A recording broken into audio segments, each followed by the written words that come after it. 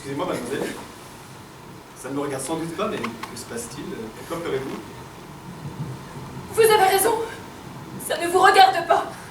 Laissez-moi tranquille. Admettons que je n'ai rien dit et que vous ne m'ayez pas répondu. Excusez-moi de vous avoir dérangé.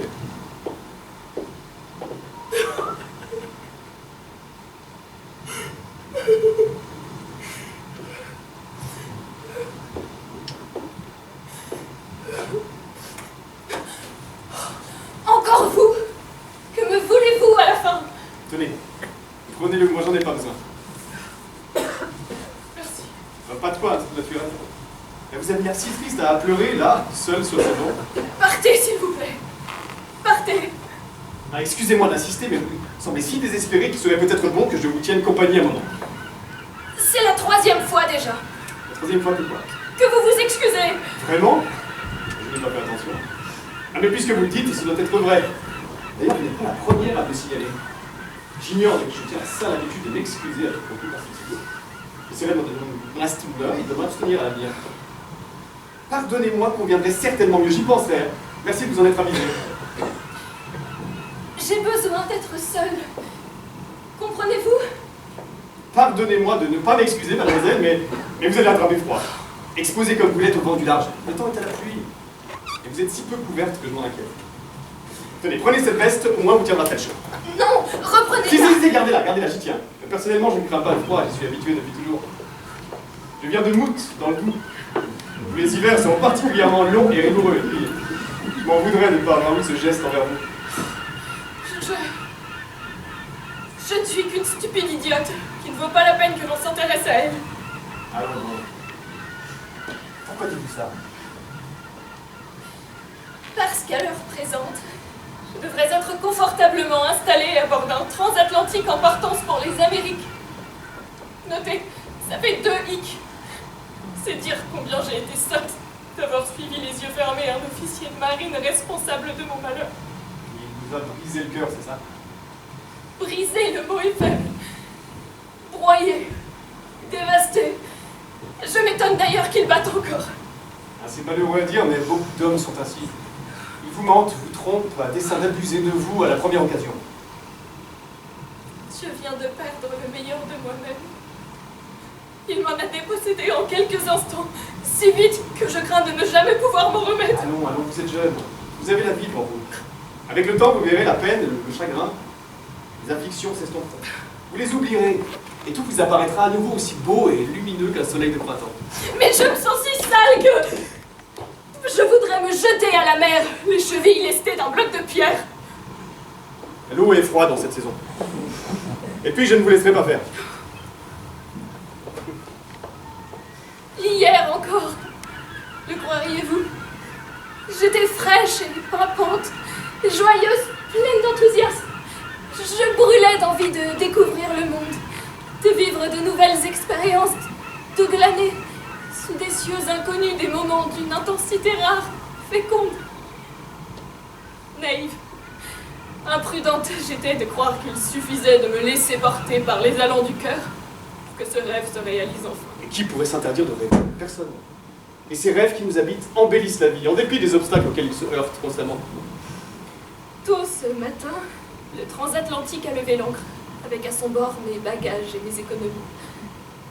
Tout l'argent que je possédais, ainsi que les quelques bijoux hérités de ma défunte mère, morte d'apoplexie à Backwell-sur-Selle la veille de mes 15 ans. Vous m'envoyez désolé. Quand il s'est éloigné du quai où l'on m'a débarqué de force, je me suis mise à pleurer et depuis je n'ai pas arrêté. Que voulez-vous, je suis idiote! Son officier de passerelle était beau, racé, totalement séduisant dans son bel uniforme bleu orné de galons dorés. Il parlait avec un fort accent des îles, d'une voix de sable et d'eau claire. Il m'a littéralement envoûtée.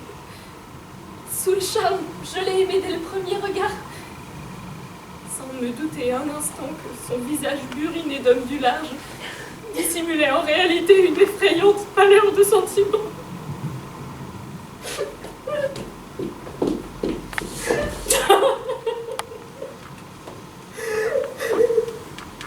Oui, les hommes du large sont ainsi, ils sont forts à la manœuvre, mais pâles et dénués de sentiments. Mais que ne m'en a-t-on pas averti plus tôt? Innocente que j'étais! Hélas, il est facile de se jouer d'innocence, et particulièrement de celle du cœur, qui palpite et s'emballe sans soupçonner les ruses dont sont capables ces pélâtres de pacotille qui vous épinglent comme un papillon. J'ai honte de l'avouer. Innocente totalement, je l'ai aveuglément suivi dans ses cabines. Il m'a blackboulé en 2 temps 3 mouvements, abusant de moi de la pire façon. Oui, je vois bien dans quel état vous êtes. Sitôt l'acte consommé, il a reboutonné son pantalon, tout fier, tout barbouillé d'extase. Avec des hennissements de cheval de foire, il se moquait de moi de m'avoir ainsi défloré. Ça l'humiliait. Quel infect personnage. J'ai crié, j'ai hurlé pour qu'on me vienne en aide. Mais personne n'est venu. Alors il m'a giflé à tour de bras en m'ordonnant de me taire et je suis tombée par terre. Un monstre. J'ai pris peur, me suis vue mourir. Je ne sais comment Oui, une clé à molette traînait là. Je m'en suis emparée et tac, lui en ai asséné un coup sur le crâne de toutes mes pauvres forces. Il est tombé raide, le front au sang. Bravo! Vous avez bien fait, il n'a eu que ce qu'il méritait. J'étais sous le choc, vous comprenez? Je l'ai frappé, il est tombé et puis j'ai paniqué, de peur de l'avoir tué. Pensez-vous, c'est robuste un officier Pascal. La tête dure et dure. Mais la clé à molette pesait 5 bons kilos. Un jouet, il s'en remettra, ne vous fracassez donc pas pour ça. Vous n'avez fait qu'agir en état de légitime défense, comme quiconque portant jupon l'aurait fait en de telles circonstances. Au comble de la frayeur, je me suis précipitée hors de la cabine pour sauter par-dessus bord. Je voulais en finir, me noyer, mourir en coulant à pic. Hélas, un matelot passant par là m'en a empêché au prétexte que l'on ne se jetait pas du pont d'un transatlantique à destination des Amériques. Humainement parlant, il a eu le bon réflexe, force est d'admettre. Maintenant que j'ai perdu le meilleur de moi-même, bafoué, humilié, le cœur brisé, l'âme déchirée, je ne sais plus ni où aller ni vers qui me tourner. Tranquillisez-vous, moi je suis là. Et comme je vous l'ai dit, le temps finira par tout cicatriser. Petit à petit, jour après jour, vous relèverez le menton. Ah, au fait, je m'appelle Gédéon Dutrognon, et vous? Hortense Beauregard. Oh, c'est un joli nom, ça. Hortense Beauregard. Oh, je suis heureux de faire votre connaissance, Hortense. Merci, c'est gentil. Et que faites-vous dans la vie, Hortense, si la question n'est pas trop discrète? Je suis couturière. Oh, quelle noble profession! Il faut avoir l'œil expert et les doigts agiles pour l'exercer. Et moi, je suis même pas foutu de recoudre un bouton de chemise. Vous travaillez en ville? Oui, dans une petite échoppe au bout d'une impasse. Il faudra m'en donner l'adresse. Je viendrai vous voir en vous apportant mes chemises. Impasse des philosophes, au numéro 12. Bon, l'adresse est facile à retenir, je m'en souviendrai. Et ne manquerez pas de venir. Hein. Il n'est pas du tout certain que vous m'y trouviez. J'en ai claqué la porte avant de m'enfuir au bras de qui vous savez. Ma patronne ne me le pardonnera jamais, elle m'en est avertie. Devrais-je me plaindre de n'avoir plus d'emploi à présent? De me retrouver demain à la rue? Je n'ai eu que ce que je méritais, voilà tout. Quelle tristesse d'entendre ça. Mais je me fais honte. Je suis hideuse, pitoyable. Jamais plus je ne pourrais me regarder dans une glace. Si j'en avais le courage, j'irais me pendre à un arbre. Non, non, je vous en empêcherai. Comment pouvez-vous dire de telles bêtises? Comment? Je traîne 21 ans de migraine derrière moi. Qu'une terrible mésaventure vient encore d'aggraver sans espoir de rémission. Victime, vous êtes un répugnant salopard qui mériterait le bagne ou la prison. Et vous, vous devez d'être forte, Hortense. Gardez la raison. Mais je suis née sous une mauvaise étoile. Quoi que je fasse ou entreprenne, la déveine l'emporte. Perdante à tous les coups, bleuie, meurtrie, soumise continuellement à des grêles d'ennui. Je connais ça, moi aussi. On s'épanouit rarement lorsqu'on a grandi à l'ombre de manque de bol et de pas de peau. Vous semblez pourtant avoir bon moral. Eh bien, ne vous y trompez pas. Je dois m'astreindre quotidiennement à une rigoureuse gymnastique mentale pour le fortifier. Tout d'abord, il faut inspirer profondément, puis girouetter du bonnet, en orientant ses pensées de façon positive, et enfin, après une lente expiration, eh bien, il faut s'exercer les zygomatiques. Voulez-vous essayer avec moi? Merci, non. Je ne m'en sens ni la force ni la volonté. Une autre fois, peut-être. Je vous comprends et n'insisterai donc pas. Le ciel semble vouloir se dégager. Vous avez moins froid, j'espère.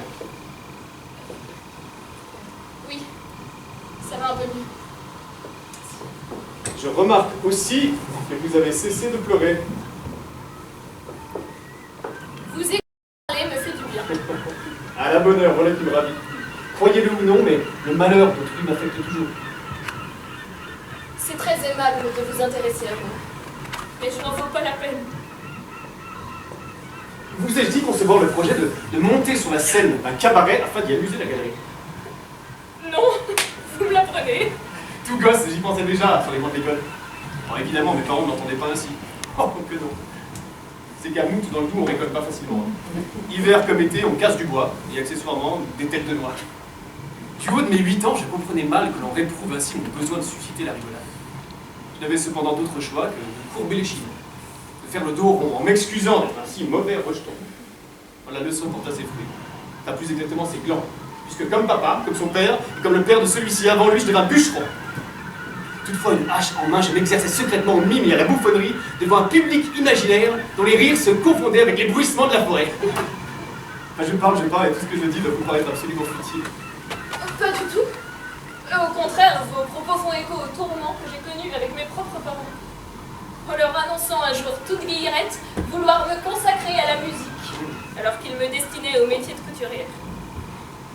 En découdre avec eux fut terrible. J'avais 12 ans et rêvais de devenir pianiste. Oh, un rêve magnifique. Une illusion. Moi, je vous sens l'âme d'une artiste. Les brimades forgent le caractère, dit-on. Mais j'en conçois pour ma part beaucoup d'amertume, un profond sentiment d'injustice. Concilier le piano et la couture n'était pas impossible, loin s'en faut. Je me sentais capable d'apprendre conjointement l'un et l'autre. Une sévère paire de claques m'en ôta l'idée. On me soumit d'autorité au seul exercice de la seconde et, de fil en aiguille, j'atterris dans un affreux pensionnat de jeunes filles. Permettez-moi de vous reprendre en affirmant que vos parents se montrèrent cruels, en vous désarçonnant d'aussi détestable manière. Mon père me gifla si fort que j'en devins bègue une semaine entière. Il se trouve malheureusement que beaucoup de parents n'entendent rien à nos belles aspirations de jeunesse. J'entends encore les miens. Seriner, agir pour mon bien. Moi je connais le refrain. 15-20 fois la semaine, on me le ressassait, à grand renfort de coups de pied aux fesses. Couturière, je suis donc devenue. Contrainte et forcée. Pour quelques sous par jour, je coupe donc, taille et couds des tissus dans un atelier. Acceptera-t-on de m'y reprendre alors que j'en ai claqué la porte pour suivre cet officier de passerelle dont j'étais éprise? De quoi vais-je vivre sinon? Comment payer le loyer de mon logement? Il me dépouillait de tout. Troussé et détroussé. J'étais une proie facile. Ne vous préoccupez plus de lui. Je suis là, moi, avec vous. Et prêt à vous héberger s'il le faut. Non, je ne vous demande rien. Je devine et conçois votre méfiance. Qui suis-je après tout? Un parfait inconnu qui passait par là en sifflotant, comme il le fait chaque matin après une nuit de turbin dans la briqueterie qu'il emploie. J'aurais pu feindre de ne pas pouvoir pleurer sur ce bord et poursuivre mon chemin en toute indifférence. Seulement voilà, il m'est apparu que je ne pouvais pas vous laisser seul dans votre état. Me reprocherez-vous cette bienveillance dénuée d'arrière-pensée? Mais certes non. Votre compagnie m'apaise, me rassure, mais... En vérité, j'ai peur que vous me jugiez mal. Sottise, vous jugez, non. Ni maintenant, ni jamais, de quel droit oserais-je le faire? Je ne voulais pas vous vexer. Me vexer, moi? Non, ça c'est impossible. Moi j'apprécie votre franchise. Je me sens si sale, si laide. Et moi je vous trouve très belle. Ne vous moquez pas de moi. Je le dis comme je le pense. Vraiment.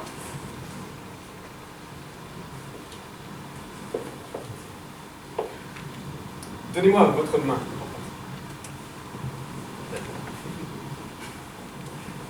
Voilà. Maintenant, fermez les yeux. Croyez-vous que je puisse me moquer de vous en vous murmurant au creux de l'oreille? Vous trouvez très belle?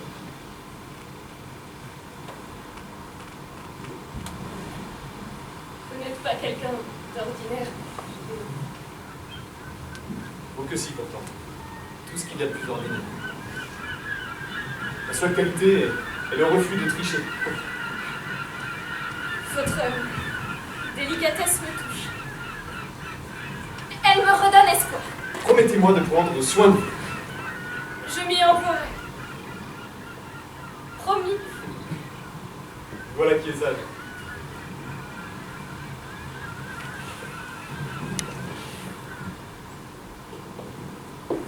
Ainsi donc, vous travaillez de nuit dans une briqueterie? Ah oui, oui, la briqueterie du palindrome. J'en ai vaguement entendu parler. Oh ben, mon travail consiste simplement à pousser à la force des bras de lourds wagonnets remplis d'argile. Ça muscle et épuise dans une chaleur suffocante, mais bon, on s'y fait à la longue. Vous êtes bien courageux. Ben, disons que ça me permet de vivre en attendant mieux. Car je ne désespère pas de me produire sur scène dans un numéro comique. Je me prépare d'ailleurs à passer une audition la semaine prochaine, le 28 juin. J'ai confiance, je me sens fin. Croyez-le ou non, mais je suis persuadé qu'en cette année 1914, la chance va me sourire enfin. Je vous le souhaite. Croisons les doigts. Touchons du bois. Oui. Jouez-vous d'un instrument de musique? Oui, enfin, du pipeau seulement. Toutefois, je m'exerce à l'accordéon en ce moment.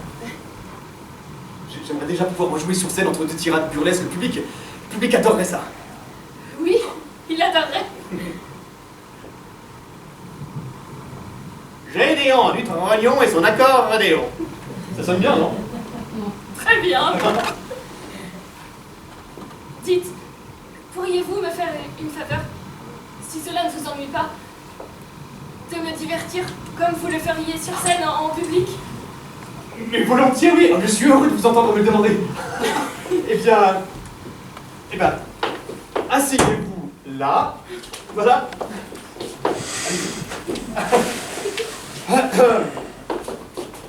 Prêt?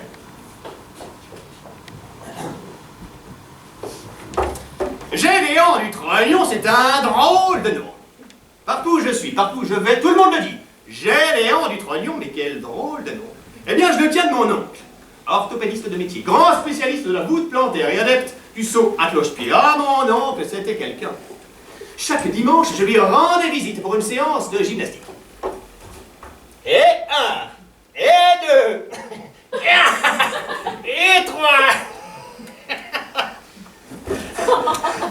J'avais, il faut le dire, une toute petite santé et de surcroît, les pieds plats.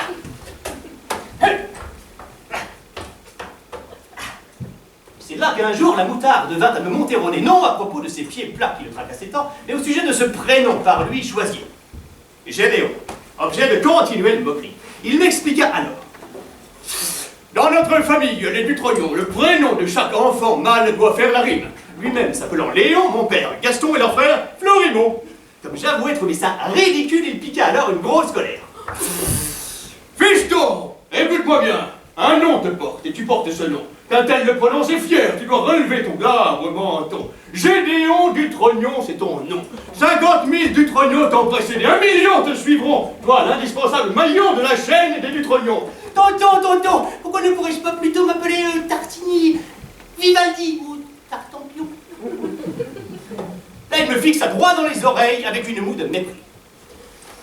C'est que dans la lignée des du Trognon qui compte, outre un orthopédiste, 3 bûcherons, un notaire, un huissier de justice, une paire de charpentiers, un demi-brigadier de police, un cruciverbiste et un vétérinaire, la seule fausse note, c'est moi.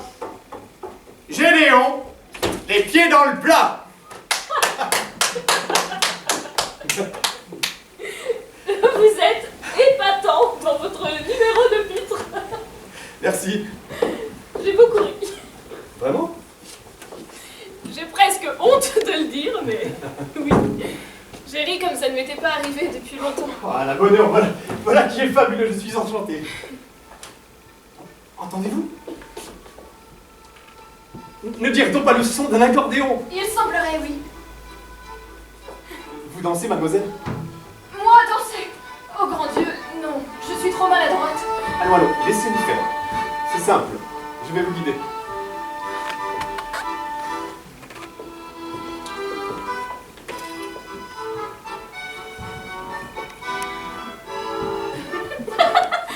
Vous me chatouillez. Vous êtes si belle quand vous riez.